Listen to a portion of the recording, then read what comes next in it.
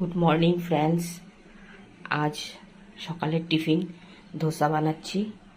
এই যে ধোসার batter ready করে ফেলেছি, আর ধোসার সঙ্গে খাওয়ার জন্য চাটনি।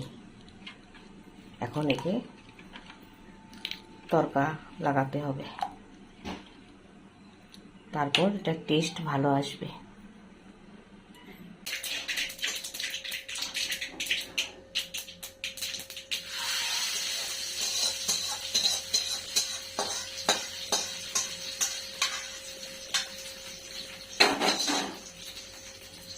এই যে এখন তড়কা লাগিয়ে দিলাম।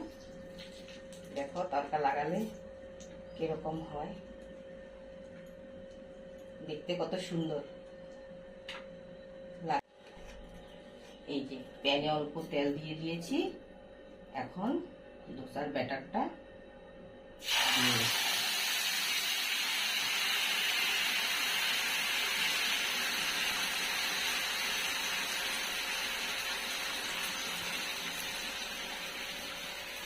এখন চুলাতে বসিয়ে দিলাম।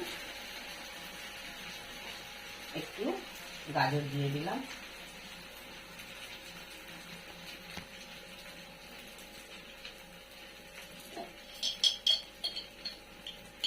টেস্টের জন্য একটু ঘি দিয়ে দিলাম, ভালো স্মেল হয় ঘিটা দিলে।